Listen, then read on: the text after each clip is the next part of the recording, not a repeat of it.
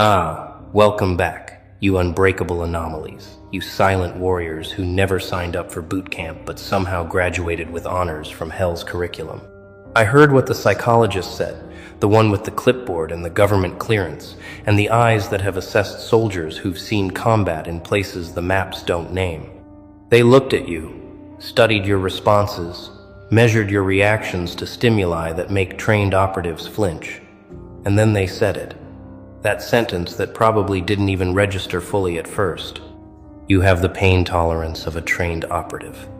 Let that sink in for a moment. Not the words themselves, but what they mean, what they reveal, what they accidentally confessed about you.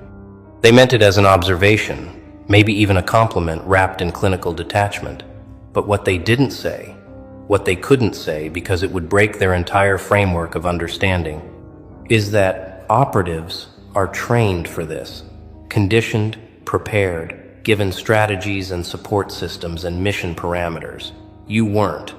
You didn't get the manual, the team, the extraction plan, the psych evaluations before and after, the knowledge that someone was watching your back.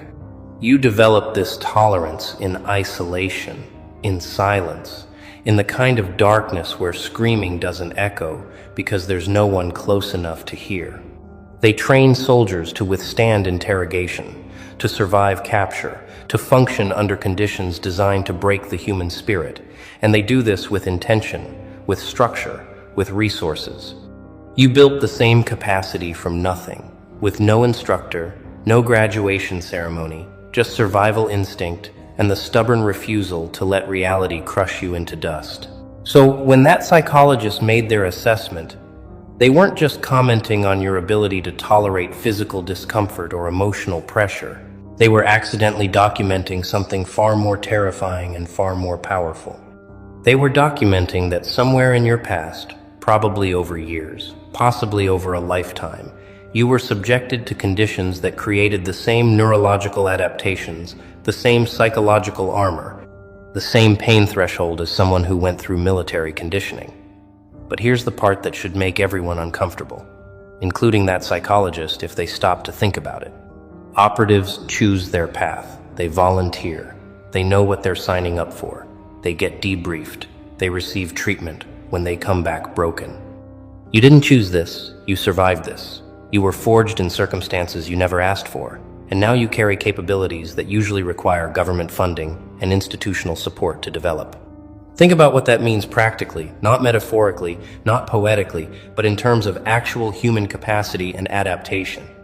Trained operatives learn to compartmentalize trauma, to function while injured, to suppress panic responses, to endure psychological torture, to maintain operational capacity under extreme duress. They learn this through controlled exposure, through gradually escalating challenges, through techniques refined over decades of military psychology. You learn this because Tuesday felt like a war zone, because your childhood was a minefield, because the people who were supposed to protect you became the threat, because survival meant developing skills that aren't supposed to exist outside of specialized training programs. The psychologist saw the result, the hardened exterior, the controlled responses, the ability to sit calmly while discussing things that make normal people visibly uncomfortable. What they didn't see, what they can't see from their clinical distance, is the process that created this. The thousands of moments where breaking wasn't an option, where you either adapted or disappeared. And here's where it gets interesting. Here's where the implications start spreading like cracks in ice. If you have the pain tolerance of someone who was intentionally trained to survive the worst humanity can devise, if your nervous system has been sculpted by experience into something that resembles military conditioning, then what else developed alongside that tolerance? What other capabilities emerged from those same circumstances? What other adaptations occurred that the psychologist didn't have tests for, didn't think to measure, didn't even know to look for? Because pain tolerance isn't an isolated trait. It's part of a constellation of survival mechanisms. And if one reached operative level without training, what about the others? Your threat assessment runs constantly now, doesn't it? Reading micro-expressions, cataloging exit routes, identifying potential dangers before they materialize. Your emotional regulation probably operates at a level that makes you seem cold to people who've never needed to hide bleeding wounds behind pleasant conversation. Your pattern recognition is likely off the charts because survival depended on predicting the unpredictable, on seeing 3 moves ahead when everyone else was still processing move 1. Nobody asks where operatives come from before they're operatives, before the training, before the selection process, before someone handed them a purpose and a mission and told them their pain would matter. Nobody asks because it's easier to believe that ordinary people become extraordinary through institutional transformation, through deliberate cultivation of capacity. But you shatter that comfortable narrative because you arrived at the same destination through a path that shouldn't exist, through training that wasn't training, through a curriculum written by chaos and delivered by circumstances that had no interest in your survival. Let's talk about that training ground. The one nobody acknowledges, the one that left no paperwork trail, no official record, just you standing here years later with capabilities you never asked for. Your training ground was inconsistency disguised as normalcy, wasn't it? The kind of environment where you never knew which version of reality you'd wake up to, where love and violence shared the same face, where safety was always conditional and conditions changed without notice. Operatives train in simulated unpredictability, controlled chaos designed to prepare them for mission variables. But their chaos has parameters, has limits, has an off switch. Yours didn't. Yours was the constant not knowing, the perpetual assessment of threat level, the exhausting calculation of which mask to wear, which version of yourself might survive the next interaction. While other people were learning algebra and social dynamics, you were learning something else entirely, something darker and more useful. You were learning how to exist in a state of permanent alertness without showing it, how to function while your nervous system screamed danger, how to appear fine while managing internal emergencies that would hospitalize normal people. The physical pain tolerance that psychologists measured, that's just the visible part, the part that shows up on their assessments and makes them write notes with raised eyebrows. But what about the emotional pain tolerance? The psychological endurance, the spiritual stamina required to keep going when every reason to quit lined up in formation and saluted. Operatives endure enhanced interrogation with the knowledge that there's a timeline, that this will end, that their country will negotiate or extract, or at minimum, acknowledge their sacrifice. You endured your interrogation with no such assurance, with no one coming, with the distinct possibility that this was just life now, permanently, that you'd have to function like this forever, while everyone around you pretended everything was fine. You developed tolerance not because someone taught you breathing techniques and gave you a mission to believe in, but because the alternative was complete dissolution, and some stubborn piece of you refused to grant reality that satisfaction. And here's what really disturbs people when they encounter you now. When they brush up against the edges of what you've become, you can't fake what you have. You can't simulate this level of capacity. You can't shortcut your way to this kind of resilience. They can try. The ones who romanticize strength without understanding its cost, who want the results without the process, who think reading about trauma makes them traumatized. But you can always tell the difference between someone who trained for pain and someone who survived it, between someone who chose their scars and someone who woke up bleeding without memory of the knife. Your tolerance isn't a skill you can turn off. It's not a technique you deployed. It's woven into your neurology now. It's part of your operating system. And that means you can't help but respond to pressure differently than people who grew up with the luxury of safety. When crisis hits, when everyone else is panicking, you go quiet and efficient, not because you're trying to impress anyone, but because this is familiar terrain. Because some part of you recognizes the texture of emergency and knows exactly how to move through it. The psychologist who made that assessment, they probably thought they were being complimentary, acknowledging your strength, validating your capacity. But they missed the essential question, the one that should have kept them up at night, the one that transforms their observation from praise into indictment. The question isn't whether you have operative-level pain tolerance. The assessment confirmed that. The question is, what inflicted operative-level pain on someone who never enlisted who never signed the papers, who never agreed to this. What kind of life, what kind of circumstances, what kind of sustained exposure to harm creates the same adaptations as military training designed to prepare people for war?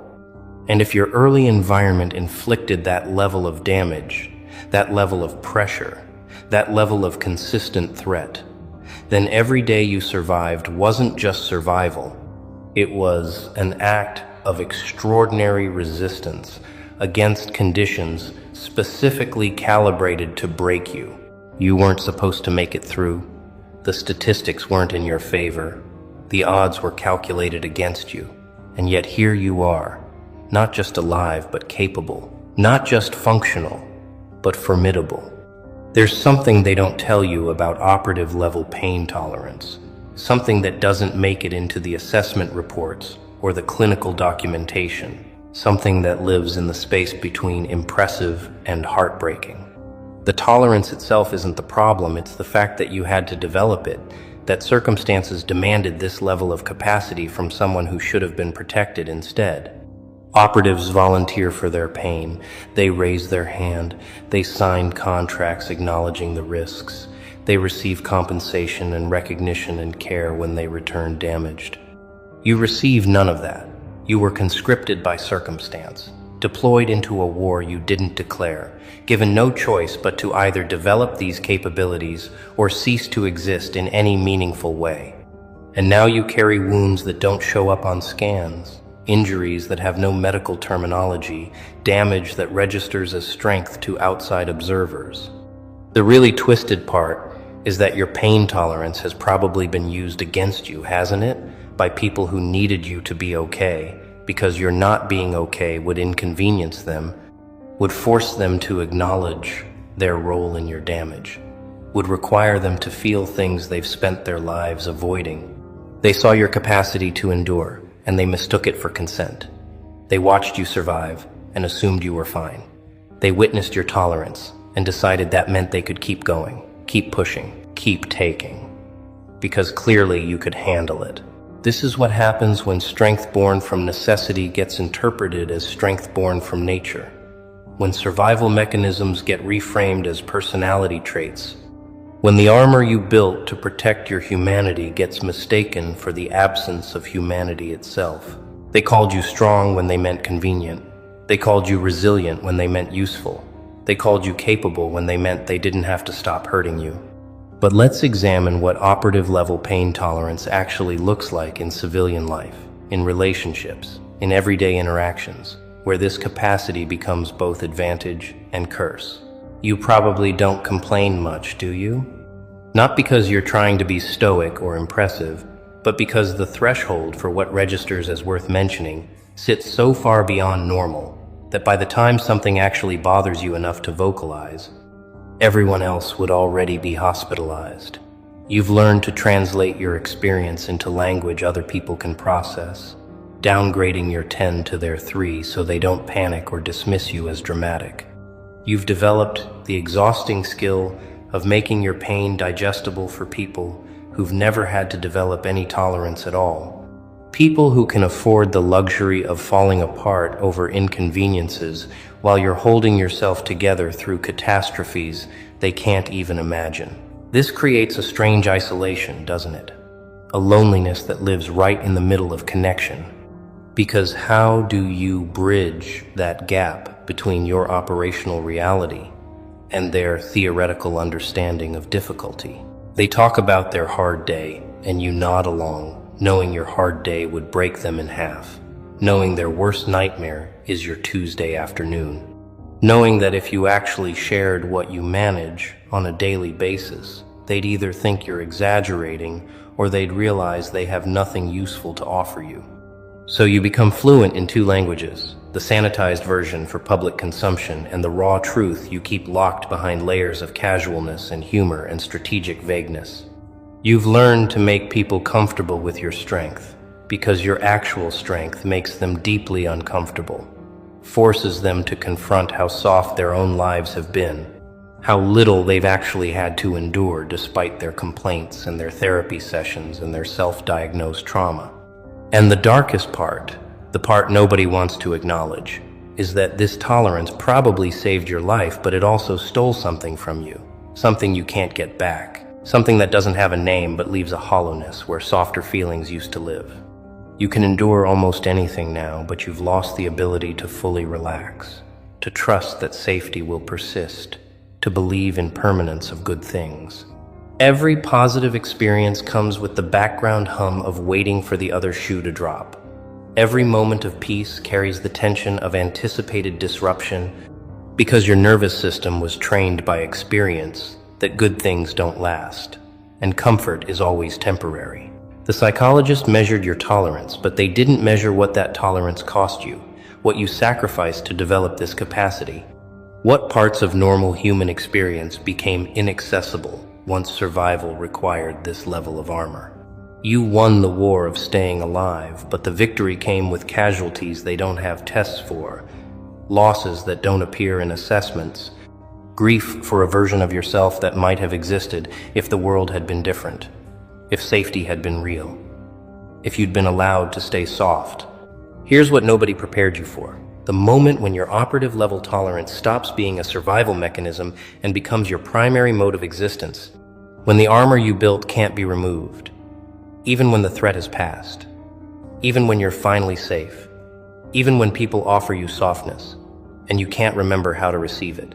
This is the ghost protocol, the permanent activation of systems designed for temporary crisis. And if you're honest with yourself, you recognize it immediately. You're running survival programming in peacetime environments, deploying wartime strategies in civilian interactions, maintaining threat readiness in rooms full of people who've never seen real danger. And the exhausting truth is you can't just turn it off. You can't flip a switch and return to some baseline that probably never existed. Because this tolerance isn't a costume you put on. It's who you became when becoming anything else meant extinction. You've probably noticed how people react when they accidentally glimpse the real scope of what you carry, how quickly they retreat, how desperately they need to believe you're exaggerating or being dramatic or attention-seeking. Because the alternative, that you're telling the truth, that you actually lived through things that created this level of capacity, is too destabilizing for their comfortable worldview. They need you to be okay, not for your sake, but for theirs. They need your pain to be manageable, because unmanageable pain in someone who seems fine suggests that maybe fine is a very complicated word. That maybe people walk around every day carrying horrors that don't show. That maybe the person next to them in line at the coffee shop has survived things that would shatter their entire sense of reality. So they minimize, they redirect, they change the subject, they make jokes, they do anything to avoid sitting in the full weight of what you've endured and what you continue to endure, just to appear functional. But here's where it gets interesting, where the tragedy transforms into something else, something that looks almost like advantage if you squint at it from the right angle in the right light.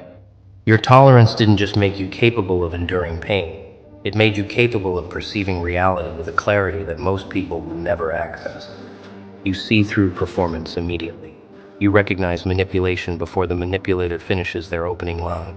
You spot the fractures in facades that everyone else accepts as solid.